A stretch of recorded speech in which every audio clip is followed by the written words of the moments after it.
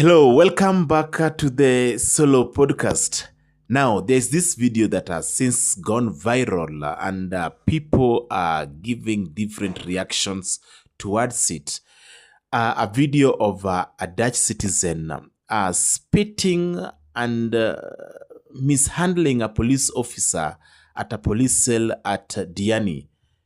Sometimes I ask myself, what kind of privileges or powers are given to these foreigners, especially in Kenya, where a foreigner would just come and do whatever he or she wants, even if it means breaking the law and there's nothing that is done about it. You see, it's quite incredible. Like, watch this video. I don't understand everything here. Then this police officer is just cool about it. I'm telling you, if this is a Kenyan doing this to a police officer, I don't think if this here, if this guy would have been alive, it would have been a very big blunder. So, guys, what's your thought? Is it that we give these foreigners, the other time some young foreigners were seen stepping on a Kenyan flag, and that sparked a lot of reactions. And I remember the government had to step in and they were arrested. There was also another case scenario back, some years back, where a Chinese guy was seen whipping an employee simply because the guy was late for work. We've seen situations where foreigners actually insult Kenyan citizens and no action is taken against them. So I don't just understand how how things operate in Kenya. A foreigner, somebody who should not enjoy as many privileges as a citizen. You see, so I think there is much that Kenya should do in order to prevent some of these things, because you don't just expect somebody from another country to disregard the laws of a country like Kenya. You see, it is quite embarrassing. And I'm telling you, if this was a Kenyan, a typical Kenyan doing this to a police officer, that Kenyan would not be alive now. You see, some of these foreigners are doing absurd things, doing very bad things in our country. These criminals who have run away from their countries to come and find a safe haven, hiding places in countries like Kenya, where immigration rules are not very tough. So when they come here and they find that the rules are not that strict, they tend to take advantage of the situation.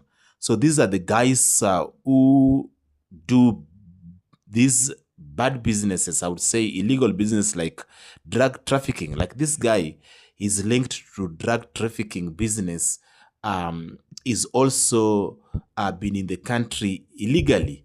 But now when he's arrested and put in the custody to face the law, so the guy goes to the extent of smearing mucus on a police officer. That was the most dehumanizing thing I think I've ever seen being meted on a police officer on uniform. You see, these people should just, if a foreigner behaves this way, I think there is more punishment that should be given to them before they get deported, so that any foreigner who sees that and has got ill intention of coming to Kenya to do whatever they want to do against the law, they learn prior to their arrival. Because we cannot live in a country where a foreigner can come and do whatever he or she wants, things that he cannot do in his country. So these criminals should not be accepted in Kenya. These are the people who give Kenya bad image outside them. We've seen so many cases where foreigners come to Kenya, they do very bad things, they break the law, and nothing is really done. Against, no action, no stern action is taken against them. And this habit has been growing over and over again. So I think the government should put measures, or rather very strict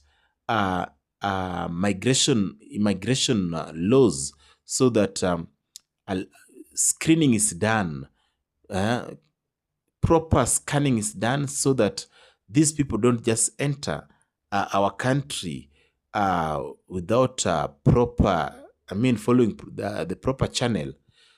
Just like countries like the United States of America, a foreigner cannot just enter the United States of America easily, because there are very strict immigration policies.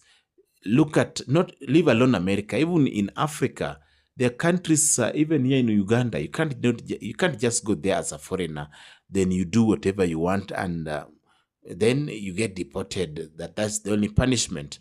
The government should put more, and I would say, some lethal punishment, so that these people learn before they come to Kenya.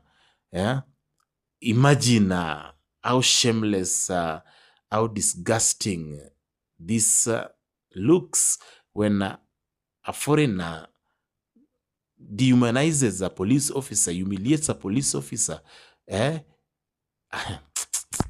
So the guy has been repatriated, he's been deported, and this guy was actually pleading the police, with the authorities. He never wanted to go back to his country. And if you see somebody like this trying to beg the government not to take him back to his country, it means this is somebody who is also not wanted by his own government in his country. The guy begged begged the authorities to pardon him, and saying that he was sorry for his actions, and that he would really want to live in Kenya. And I think the step that the Kenyan government took was appropriate, because Kenya cannot be a land that it cannot be a receiving point where all rejects from other countries just come in and do whatever they want. Remember the other time when Kofi Olomide threw some kicks at one of his dancers, his team members at the airport. He was arrested and deported. And this should be the case, because if these people are just treated, if such cases are just treated as normal, then we will see more cases like this, and Kenya, a great country in the eyes of the world, could lose its respect. So I think foreigners should just learn to respect the laws of a country. You cannot go to a police station alafu unataka tu kufanya vile unataka, mpaka unawekea afande makamasi.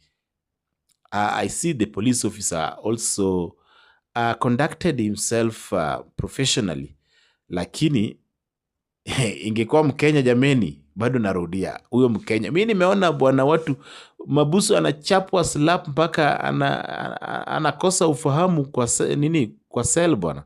Sasa hii hao watu wanatoka nje wanafanya vile wanataka na hakuna kitu wanafanyiwa. It's quite absurd. Anyway, our police officers are also professional, and he just took it cool.